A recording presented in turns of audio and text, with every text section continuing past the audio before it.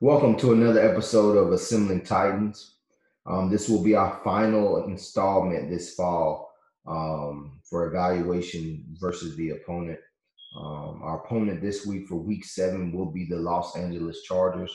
They're traveling for Nashville for an afternoon game. 3:05 is the kickoff, I believe, not 3:25 for the viewers out there. But we have another challenge this Sunday. I mean, coming off of a 0 point outing for the offense and a loss in Denver. We have to bounce back, and our hands are full with another opponent that can put up points, or at least has have the potential to put up points. You got Philip Rivers, one of the best quarterbacks in the league. Um, you know, he's just been doing it for a long time. Anytime he's your quarterback, you got a chance to win. You have one of the best route runners in the game, and Keenan Allen. You have a big body wide receiver in Mike Williams. You have Hunter Henry coming back into his own. That first game back from injury, the Chargers made sure to give him enough targets. He was certainly a part of the game plan versus the Steelers, and he showed up big time for them. The defense, great edge players, and they have a safety that's playing pretty decent, number 23 back there. And I'll get down to all of that in good detail as I start off this session of Assembling Titans. But first, let's start with the offense. I mean, Philip Rivers. I mean, it's been a very quotable, um, excerpt from Mike Vrabel this week talking about Philip Rivers' ability to make anticipation throws. That's been a staple of Philip's game for quite some time. I think that he's one of the best anticipation throwers out there. I think that that's what he's known for. I even thought, in previous years, just thinking if he went somewhere else, how difficult it would be for Philip Rivers to adjust because all that is continuity and basically chemistry that he has with his players. He knows where they're going to be. He knows the exact depth. He trusts them, and that takes time to build. And he's certainly done that with this receiving core. And because of that, it's a growing process, and you can never count them out when he's behind center. I mean, he make every type of throw, different type of velocity. I will say he has been struggling with not intermediate, but like from 0 to 5 yards around the line of scrimmage. He's been having some issue with especially Melvin Gordon, who's coming back into the lineup after holding out for so long. But other than that, I mean, this is why I feel like this game is going to be, a back and forth type of game, where the points are scored because you are dealing with the defense from the Tennessee Titans that is good at holding teams to 3 points. And then you're dealing with the Titans offense that, has yet to get a groove. But even with them having Ryan Tannehill, and I'll get there, I think they'll be able to certainly move the football as well. So much respect to Philip Rivers, and I know the Titans have watched tape and they're well prepared for how he wants to uh, move the football down the field. You got guys like Keenan Allen, Mike Williams, um, Jeremy Davis. Now that Travis Benjamin, their number 12, he's much more like a speed guy. He just got put on IR, so they'll be without him for this matchup. But Keenan Allen is the type of guy that is not fast, not athletic, but he's very savvy and smart, knows how to get open versus man without using that athleticism, but with his smarts. He's incredibly smart in terms of finding holes in zones and sitting there, incredibly patient, strong hands, reliable, um, very crafty after the catch, and just a guy that before and after the catch, to be honest, but this is a guy that Philip Rivers has counted on since they drafted him back in 2013. Certainly one of my favorite wideouts, along with Nuke Hopkins, DeAndre Hopkins, and Robert Woods of that draft class. Love their tape, and certainly you're seeing the fruits of their labor, and the Chargers are certainly benefiting from that pick way back when. Mike Williams is another receiver that they drafted.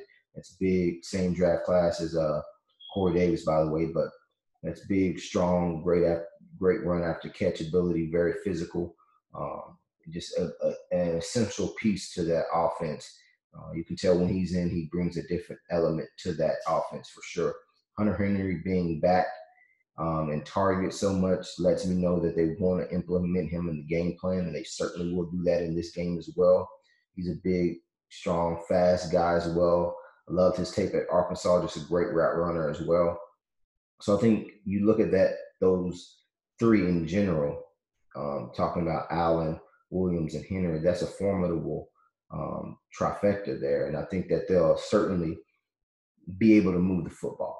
And I'll get into detail with that as we move forward. But first, this offensive line, and I'd have to say that of all things, this is certainly their weak link. But we said the same thing with the Broncos, and they were able to still do what they were able to do, which is move the football and play keep away versus the Titans for a lot of the game. So on the edges and in the interior, they're having issues with Tevy, number 68 over there.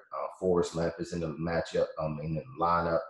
I think that he's they're playing really average to below average right now. I think for the Tennessee Titans, that's an advantage for them. I think with Jeffrey Simmons possibly coming back, that's critical for them. But even if he doesn't suit up for this game, I think the Tennessee Titans should have an opportunity to certainly penetrate and get to the quarterback and get some hits on Phillip Rivers and kind of disrupt that passing game, get your hands up, get some batted passes, and hopefully create some turnovers. You got Schofield, center Scott Kessenberry, who is taking over from Mike Pouncey, who is on IR right now. So I think overall, and Scott at the left tackle, Trent Scott, I believe. All those guys right now, they're struggling right now to protect and some efforts to even run block. So the Tennessee Titans should have the advantage there and should take care of business. Moving to our offense, we all know about the quarterback switch with Ryan Tannehill and Marcus Mariota. That's been talked about ad nauseum all week. And one of the things you're going to see with Ryan Tannehill at quarterback is, a better and more fluid offense. The operation is going to run a lot more cleanly. 1, 2, 3, the ball is going to be at his hand on most occasions. And he's going to find receivers. You're going to finally get to see some of the skill sets of the newly acquired Adam Humphries. You're going to see Corey Davis get more acclimated into the offense. A.J. Brown is going to be targeted more. Delaney Walker. All these guys are going to actually get the football. And that's just basically the nature of the beast between those two quarterbacks. Marcus Mariota, very athletic quarterback. You're dependent on, read option plays and really predominantly him beating opponents when things break down with his legs. And every now and again, he'll hit a receiver when it's wide open and clearly defined, a see it, throw it type of play. But when it, in terms of anticipation, like we talked about with Phillip Rivers, in terms of pinpoint accuracy and ball placement, you're not going to get that much from Marcus Mariota on a consistent basis. And whereas with Ryan Tannehill, you'll see it a little bit more, better timing overall, better ball placement, better understanding of the quarterback position in general.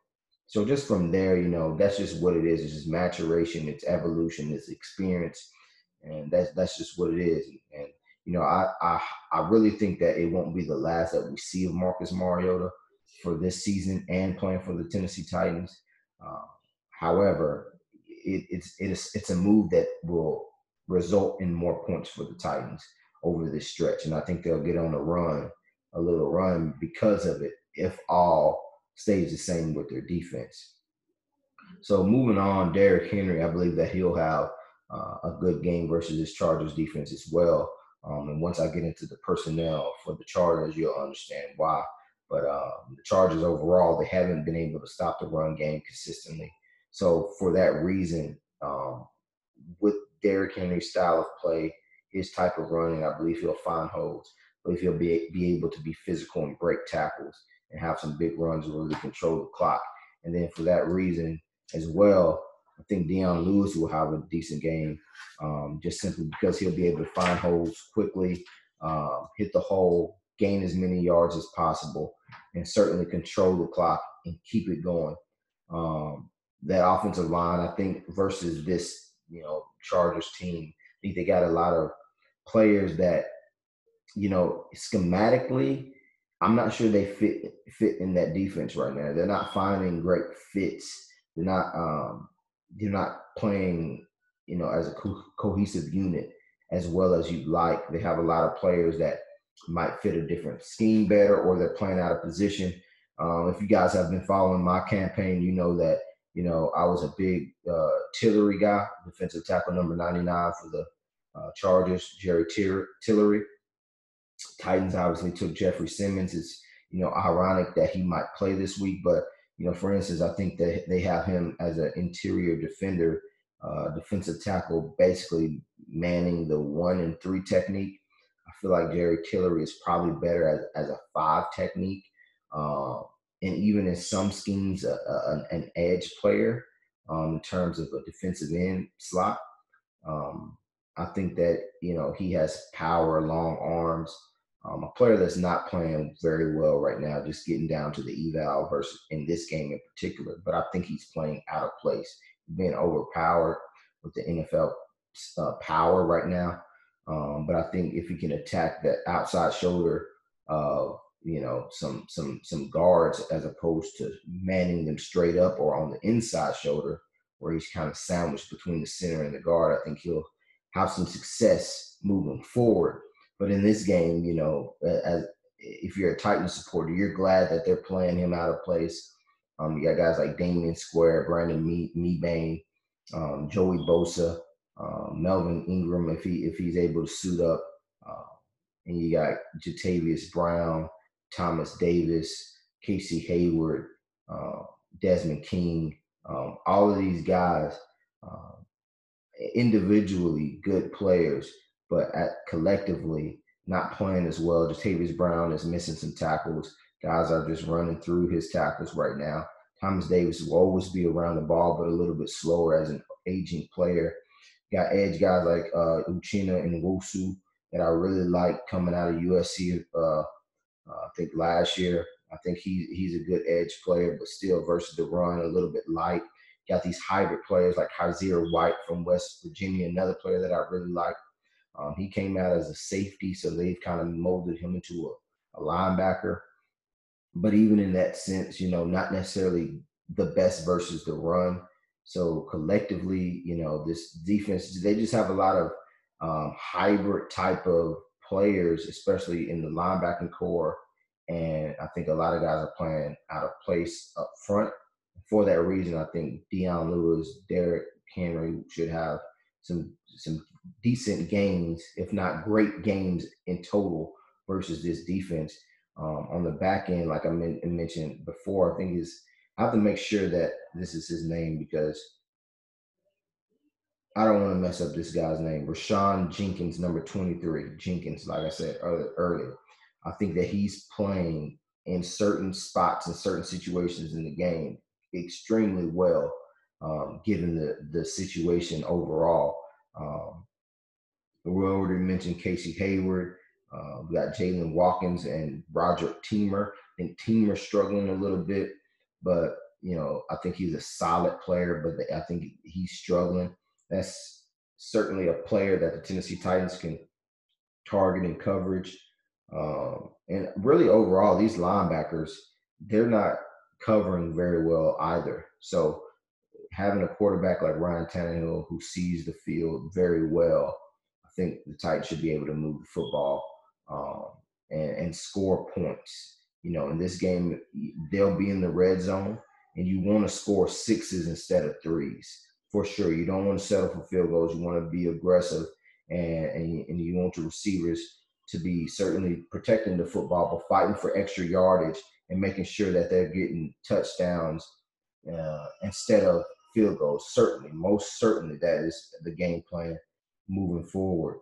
Um, Another thing that I wanted to talk about was earlier in the week, there were some comments made about Ryan Tannehill in terms of his stay in Miami, and a lot of it was based on they were trying to get rid of him. The narrative was they were trying to get rid of him because he holds on to the football too long, and I was like, okay, where's the other part of it? But it wasn't never said. So, from my knowledge, the reason why Ryan Tannehill one of the biggest issues with Ryan Tannehill was his injury history and then his ability to consistently push the football down the field with a strong arm, of the likes of Aaron Rodgers or, Patrick Mahomes.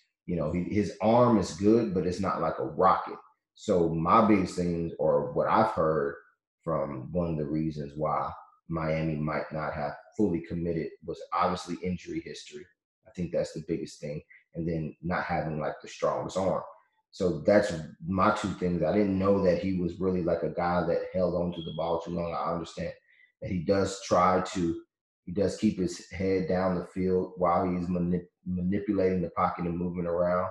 I didn't know that was as big as a deal as it was made earlier in some media outlets and circles stated. And, it's not, everybody has their varying opinions and everybody gets info. But I just wanted to make that clarification. I believe that Ryan Tannehill can see the football field and he gets rid of the football. However, his injury history, which is one of the reasons why it can have a backfire attempt, attempting to get a player that is often injured, and then the arm strength was something that he won't have to worry too much about here in Tennessee. So, just wanted to make that clear. But like back to this game, I really think that schematically the Titans can run the football, especially in the interior, because edge players like Joey Bosa and Uchenna and Nwosu, I think those guys are really playing decent and at a high level. But once you get this big guy, Derrick Henry, rolling, from the inside out, and hopefully Deion Lewis can have some touches in this game as well, you'll start to see, this is a formidable run game, and they should get going versus this team. And not only just having a good game and actually gaining yardage, but the threat to run will open up the play action game and really open up holes for Ryan Tannehill. And they really got to stick to the run game, and they got to stick to the pass game, because you can't get discouraged when there's maybe a bad play or you throw an interception or two. This might be a game where it goes just back and forth. I really feel that vibe at first. I really felt like it was going to be, Titans in control, and it kind of be a runaway or a game where they play keep away. But I really think it's going to go back and forth.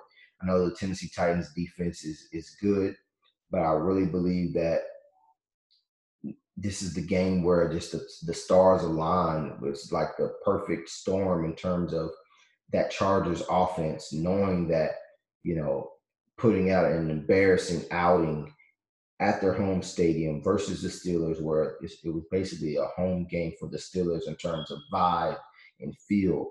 And the same thing with the Tennessee Titans. I think that there's not many scenarios where the Tennessee Titans don't win this game. I believe the Tennessee Titans win this game 2017, 19-14, 19-13, something like that. And I think they win the game. It's going to simply be because they get enough stops on defense. However, the Chargers should be able to move the ball, but they get enough stops there.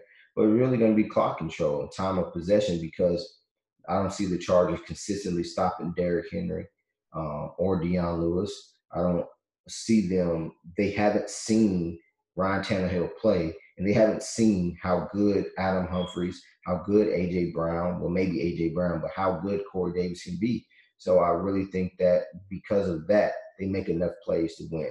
So, I think that from a fantasy perspective, you have the opportunity to start some of these players that should have big games. And, every week I try to incorporate a fantasy aspect to it for those that play.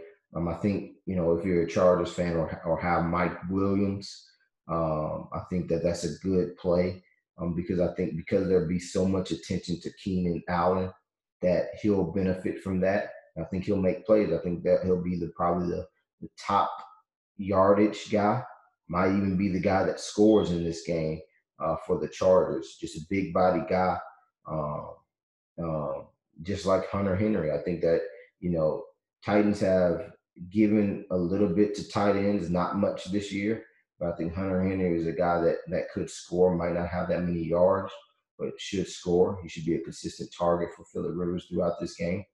And on the Titans end of things, Derrick Henry is always, one play from putting, your fantasy team, depending on what type of league you're in and what type of setting, he's one play away from really being a good get from RB1 to a good flex. Just like Mike Williams, he could be in your wide receiver rotation as well as a good flex in this game. I think guys that you haven't heard of a lot. I think big play. If you look for big plays and big point potential, AJ Brown is a guy. I think Adam Humphries will come into his own as a solid late flex, double-digit flex. I think they'll pay a lot of attention to Corey Davis. I think he could have a good game. So really, all three Titans' top receivers, including Delaney Walker, and Mike Williams on the other side of things, then Derrick Henry on our side, on the Tennessee Titans side. You have some viable flex positions in this game because I feel like it's going to go back and forth. A decent amount of yardage on both ends. Points, I'm not going to say going to be at a scarcity, but I feel like both teams will be pushing 20 points, if not more, and it'll be close. But like I said, I don't see the Tennessee Titans losing this game at home with their ability to run the football. When you watch tape of the Los Angeles Chargers, you consistently see they just can't stop the run. And I think the Tennessee Titans, I hope, are smart enough that even if they stack the box or they find a way schematically or formation-wise to kind of get an upper hand in the run game, you're able to at least use that intel that you have, on a pre-snap basis to dictate where you're going to go with the football in a play-action scenario and throw the football over their heads and open up zones and open up spaces by using your play action, using that threat to run.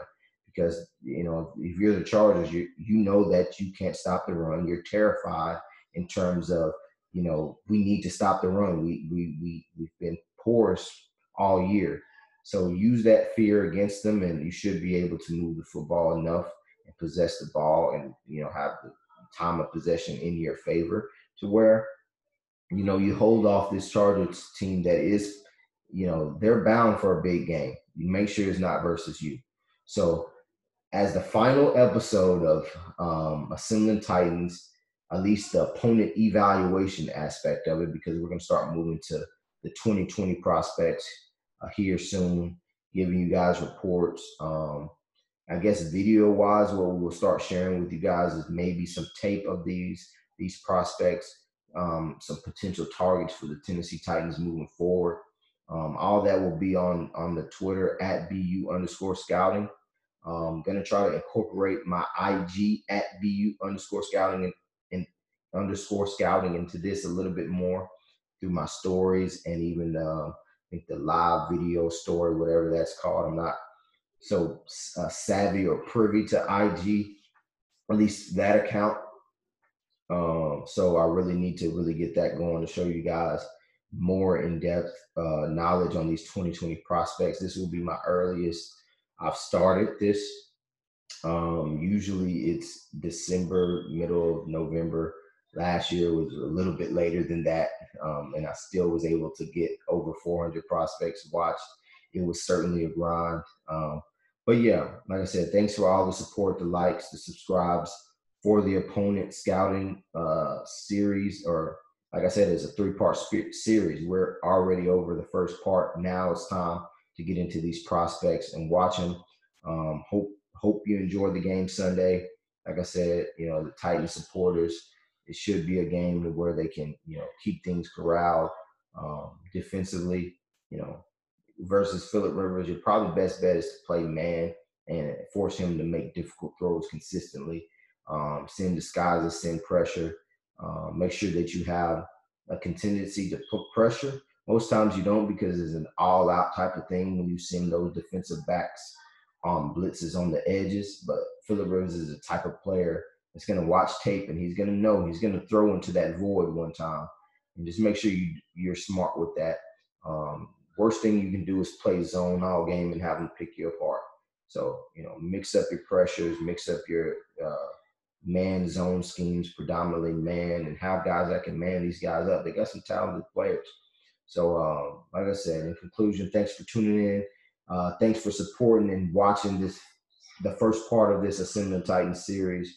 Next phase is the 2020 prospects, and I can't wait to start looking at these quarterbacks everybody's talking about. And I'm excited about the offensive linemen, in next year's draft coming up, 2020 draft. And I'm excited, and the big guys in the trenches, and finding some good, smart, dependable guys that aren't afraid of the lights, that can play big time. So thanks for tuning in. Barnes University presents Assembling Titans, and it's not over yet. We're going to keep this thing rolling. Thanks for all of your support. Like, subscribe. Much love.